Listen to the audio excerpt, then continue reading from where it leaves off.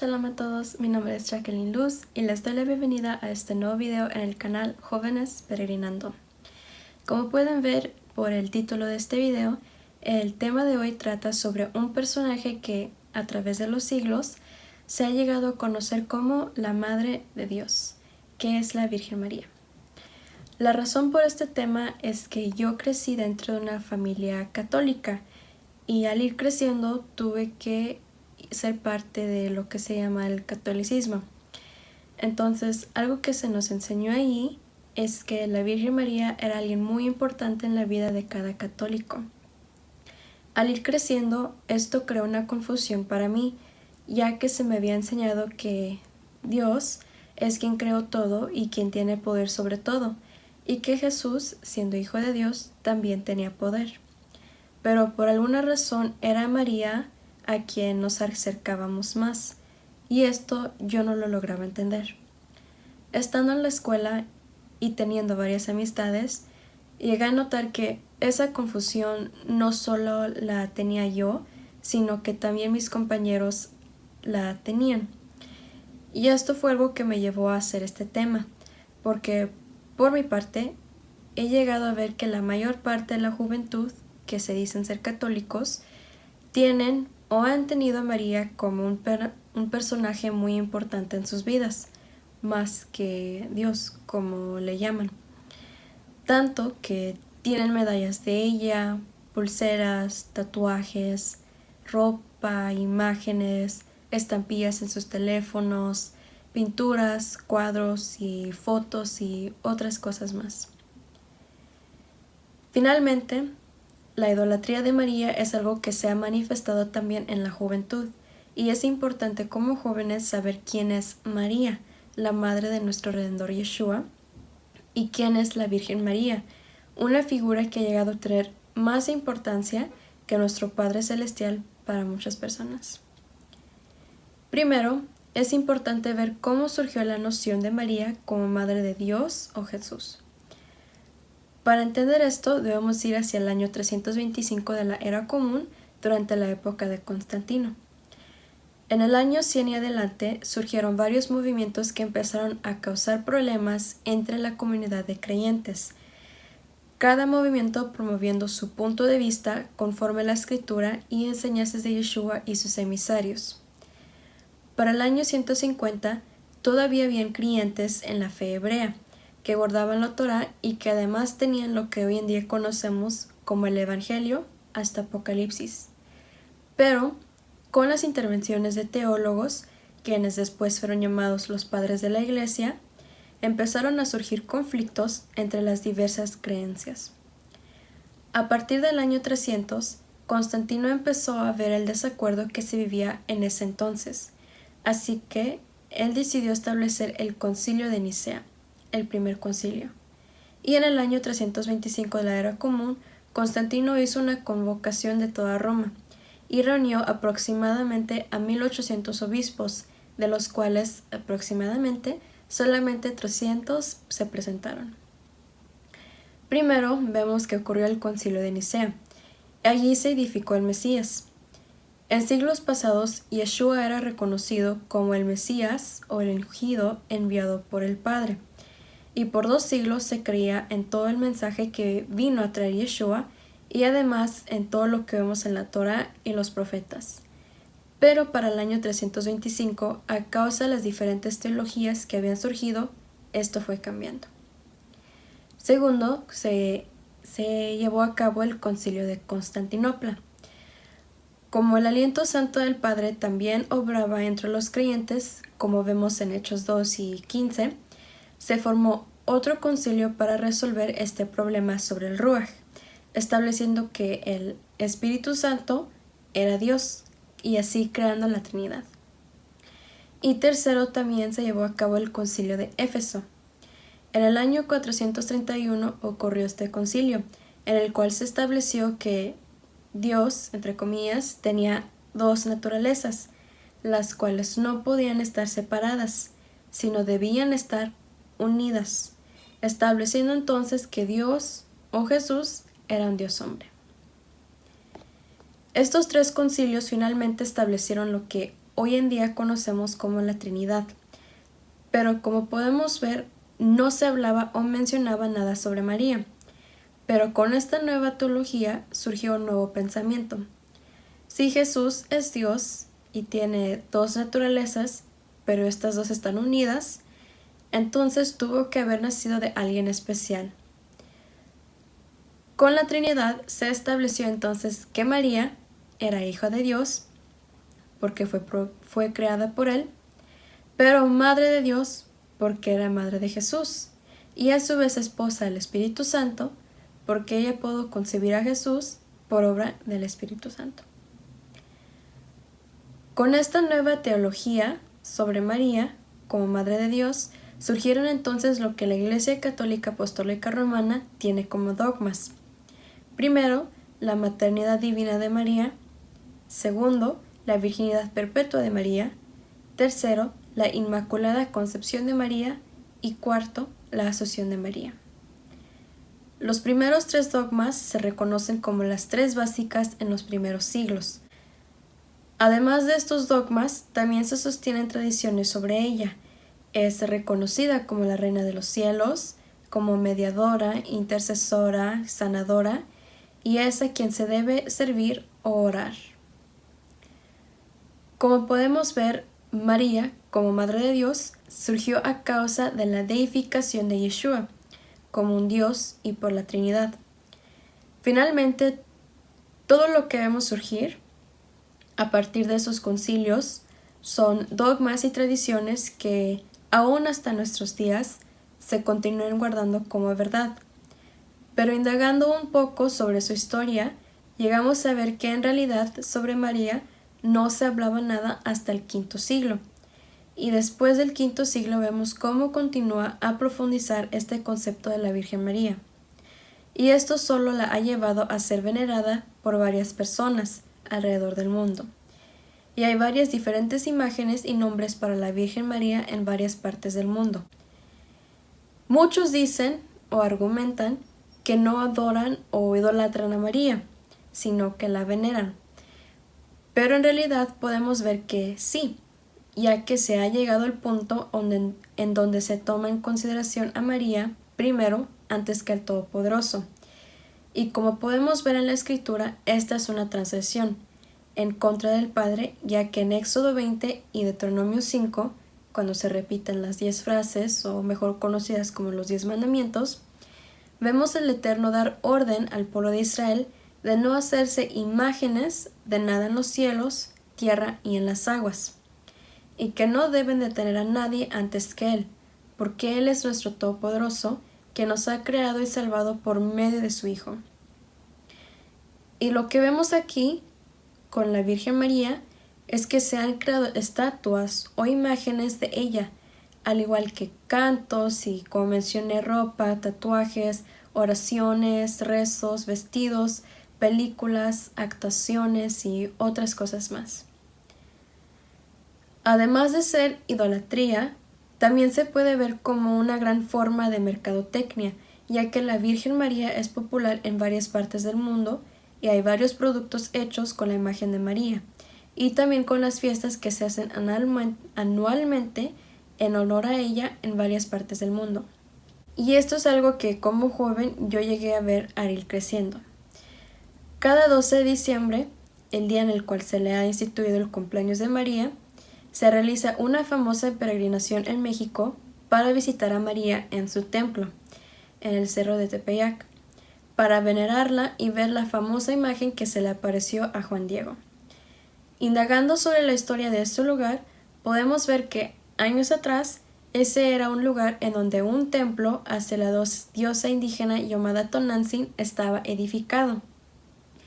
Esta diosa era adorada por los indígenas y reconocida como madre y reina, y cada año se realizaba una peregrinación para ver su templo y dejar ofrendas.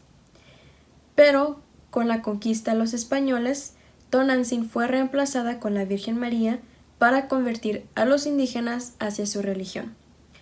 Esta tradición de la peregrinación continuó, al igual que las famosas danzas que se le hacían a Tonantzin por los indígenas, danzas que hoy en día podemos continuar viendo.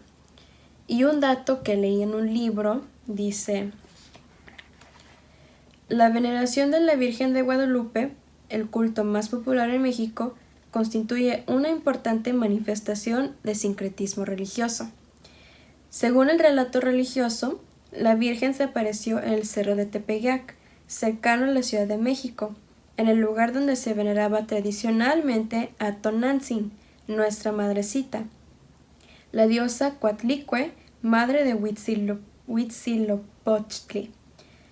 A partir de esta aparición, en 1531, empezaría el culto guadalupano en América, aunque hay datos de que el santuario de Tonantzin fue destruido durante el sitio español a Tenochtitlán e instalada en el mismo lugar una imagen de la Virgen de Guadalupe de Extremadura.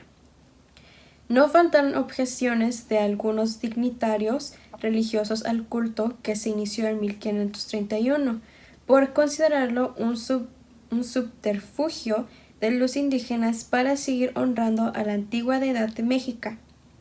Fue hasta mediados del siglo XVII cuando la devoción a la Virgen de Guadalupe se extendió a todo el territorio de la Nueva España y a gran parte de la América colonizada por los españoles. Posteriormente, se transformó en un símbolo nacional, aceptado y enarbolado también por los criollos, y llegó a ser el estandarte de los insurgentes en 1810. Aunque la mayoría de mis compañeros no iban cada año a venerarla en su templo, sí iban a misas elaboradas por pastores cada 12 de diciembre, llevando flores y otros regalos para ella, y usualmente lo compartían en las redes sociales para mostrar su fidelidad hacia la Virgencita, como se le conoce, y esto mostrando en gran parte dónde estaba su fe. También es importante mencionar que en realidad el culto hacia la diosa madre, reina de los cielos y madre de un niño Dios, no surgió con la Virgen María, sino esta es una práctica que podemos encontrar en las antiguas culturas, como por ejemplo en Egipto con Isis, quien era venerada por su fecundidad, reconocida como madre de todos y reina de los cielos, y quien concibió al dios Horus. También vemos esta práctica con los babilonios con Ishtar o Semiramis, esposa de su hijo Nimrod, quien concibió a Tamuz por medio de un rayo de sol enviado por el dios Sol Baal. No se debe descartar la posibilidad de que esta doctrina sobre la Virgen María fue posiblemente influenciada por estas creencias, ya que los que llegaron a formar todas estas doctrinas, como la Trinidad, fueron personas de las naciones gentiles, quienes adoraban a sus propios dioses y tenían influencias de las antiguas naciones. Ahora que hemos visto quién es María, vamos a estudiar quién es la verdadera madre de nuestro Mesías. Aunque se nos ha dado a conocer a la madre de Yeshua como María, en realidad su nombre es Miriam.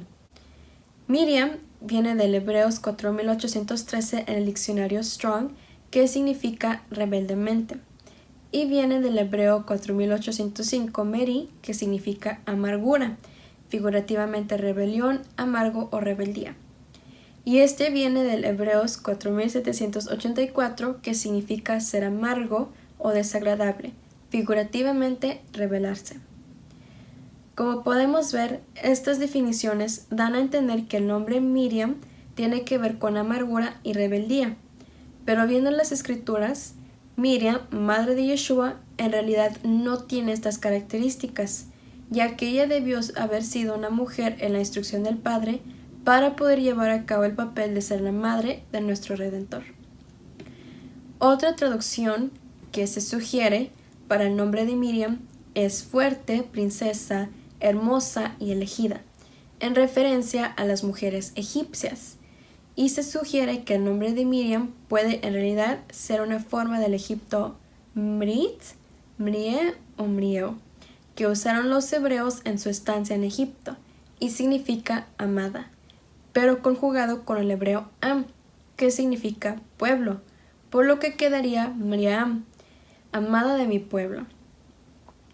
Entonces, si Miriam no cumple con las características no favorables del nombre, al ir estudiando podremos entender cómo ella llegó a cumplir con las características sí favorables de su nombre. En Lucas capítulo 1 versículo 38 dice: Entonces Miriam dijo: He aquí la sierva del Señor, hágase conmigo conforme a tu palabra. Y el ángel se retiró de ella. Miriam era una israelita de la tribu de Leví, que conocía al Todopoderoso y a quien posiblemente se le instruyó la importancia de la obediencia a él. En este versículo de Lucas podemos ver esta característica favorable de Miriam, la característica de una mujer que puso la voluntad del Eterno por encima de su propia voluntad, sin cuestionar el porqué y sin temer, sino que ella simplemente obedeció al llamado del Padre como sierva de él. Y en Lucas capítulo 2 versículos 18 al 19 dice: Y todos los que lo oyeron se maravillaron de las cosas dichas por los pastores, y Miriam guardaba todas estas palabras, meditándolas en su corazón. Como vemos, el versículo 19 dice: Y Miriam guardaba todas estas palabras, meditándolas en su corazón. Como mencioné anteriormente, Miriam era una mujer israelita, que conocía al Todopoderoso, y por ende era conocedora de toda la palabra del Eterno. Así que conocía acerca del mensaje profetizado sobre el Mesías y profeta prometido por el Padre. Ella conocía todo lo referente a su fe, el pacto que hizo el Eterno, la ley y las promesas. Ahora, es muy importante mencionar aquí que muy posiblemente debió ser muy difícil para Miriam entender que todas las cosas que se decían sobre el Mesías tuvieran que ver con ella tan directamente. Miriam era una mujer israelita nacida de la tribu de Leví que conocía sobre la instrucción del Padre y quien estaba desposada de Yosef, su esposo. En otras palabras, Miriam no era una diosa o una semidiosa, y mucho menos tenía ningún tipo de atributo divino como se le ha dado a la Virgen María, sino que ella era una mujer normal como todas las demás israelitas quien también esperaban en las promesas del Padre. Y lo único que la caracterizó fue su corazón entregado totalmente a él, quien sabía que Miriam respondería al llamado humildemente con todo su ser, tal y como vemos en Lucas 1:38. Y esta es una característica diferente a la Virgen María, ya que esta deidad se ha puesto como mujer soberana sobre toda la tierra, quien está en los cielos y tiene el poder de otorgar a sus creyentes lo que piden. Una mujer humilde que está bajo la instrucción del Padre reconoce que solo hay un Todopoderoso y nadie puede llegar a tener la misma importancia o soberanía que Él. En Hechos 1:14 dice: Todos estos estaban unánimes, dedicados constantemente a la oración, con las mujeres y Miriam, la madre de Yeshua y sus hermanos. Aquí podemos ver cómo Miriam estaba dedicada constantemente a la oración junto con los apóstoles y los hermanos de Yeshua. Y esto nos ayuda a ver que Miriam era una mujer de oración, esto siendo algo que ella transmitió hacia sus hijos. Y esto nos deja entender que Miriam los instruyó no solamente en sus costumbres hebreas, sino también plantó en ellos la devoción y el amor por la Torá y la oración. Y algo que me parece muy interesante es que no hay ninguna mención sobre Miriam exaltando a sí misma, orando a sí misma o actuando con autoridad superior, con jactancia y orgullo, sino más bien vemos a una Miriam humilde, piadosa, que buscó hacer la voluntad de nuestro Padre aun cuando no conocía toda la verdad. Y en este versículo vemos cómo ella finalmente estaba sujeta al Padre, orando hacia Él, tal y como enseñó Yeshua en Mateo 6. Ella no buscó orar a sí misma, sino buscó al Padre. Y con esto podemos entender una razón por la cual, muy posiblemente, Miriam fue elegida de entre las israelitas para ser madre de nuestro Adón Yeshua.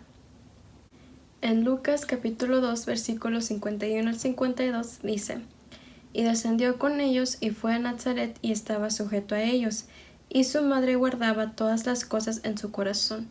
Y Yeshua creció en sabiduría y en estatura y en favor para con Elohim y los hombres. En los versículos previos vemos que Miriam y Yosef fueron con Yeshua a Jerusalén a celebrar Pesaj como lo ordenó el Padre al pueblo de Israel. Y se describe que Yeshua tenía 12 años. Y cuando iban de regreso Yosef y Miriam, ellos pensaban que el Mesías iba con ellos, pero pronto descubrieron que no y regresaron a Jerusalén. 3 días después lo encontraron y él estaba en una sinagoga sentado entre los maestros. Y dice, en los versículos 46 al 47, no solo oyéndolo, sino también haciéndoles preguntas, y cuantos lo oían quedaban asombrados de su inteligencia y de sus respuestas. En esta porción vemos 2 aspectos de la personalidad de Miriam que demuestran su sumisión a la voluntad del Todopoderoso. Aunque ella no entendía perfectamente algunas cosas, ella seguía confiando en el Padre y su obra. Ella, junto con Yosef, seguían confiando y permaneciendo fieles al llamado que el Eterno les había dado. Y como dice el texto, Miriam guardaba todas estas cosas en su corazón. Ella se dispuso a la voluntad del Padre, entendiendo que aunque en ese momento ella no lograba entender todo, sabía que posiblemente iba a llegar el tiempo en que entendería todas las cosas. Y también vemos que el texto dice, y Yeshua crecía en sabiduría y en estatura y en favor para con Elohim y los hombres.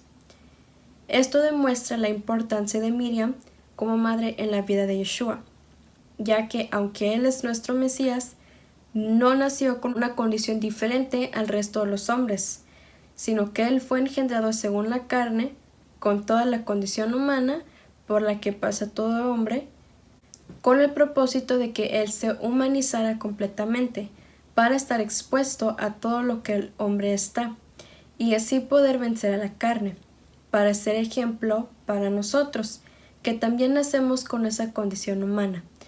Pero ahora con el Ruach del Padre la podemos vencer para poder llegar a ser transformados en el día de la restauración de todo. El texto nos muestra la importancia del papel de Miriam como madre de Yeshua, ya que era importante el testimonio de los padres para que Yeshua también pudiera dar buen testimonio como ser humano común ante los demás.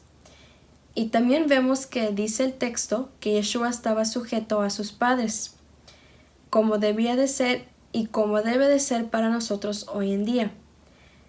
Entonces, Yeshua recibía instrucciones y consejos y todo lo que un hijo necesita para ser educado de sus padres. Con esto vemos que Miriam debió haber sido una madre excepcional, y para ello podemos asegurar que su instrucción a sus hijos fue conforme a la Torá. Y esto me trae a reflexionar que Miriam sí cumplió su papel como madre de Yeshua.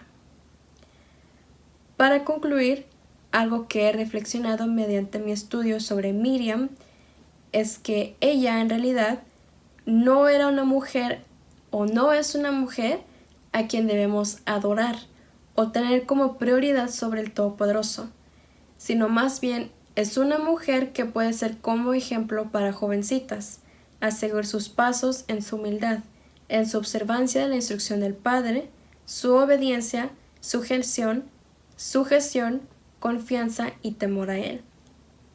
Finalmente, en lo personal yo creo que Miriam nunca hubiera pedido haber sido o tomada y deificada en la manera en la cual se le ha hecho hoy en día, ya que ella conocía la Torá y sabía que eso era una transgresión, una rebeldía en contra del Padre, y como mujer temerosa del Todopoderoso, ella no buscaba eso.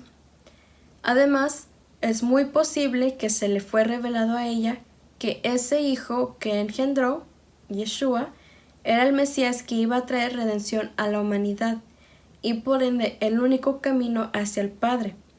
Y esto me trae a reflexionar que Miriam, como todos nosotros, estaba esperanzada también en el Mesías y no buscaba ni pedía tener la misma autoridad que él, como hemos visto la religión darle a ella hoy en día. Y esto nos deja aún más en claro que Miriam, madre de Yeshua, no debe ser idolatrada. En vez de ser tomada como objeto de idolatría, Miriam debería de ser tomada como ejemplo para poder llegar a ser un creyente sujeto al Padre y dispuesto a cumplir con su voluntad. Y con esto concluimos este video. Muchas gracias a todos por acompañarnos y les pedimos que por favor nos regalen un like y compartan el video. Si tienen preguntas o sugerencias sobre temas, pueden escribirlas en la sección de comentarios. Y si aún tienen dudas sobre este tema o si quieren profundizar aún más, en la descripción del video dejaremos enlaces para recursos donde pueden profundizar más sobre el tema. Bendiciones y shalom.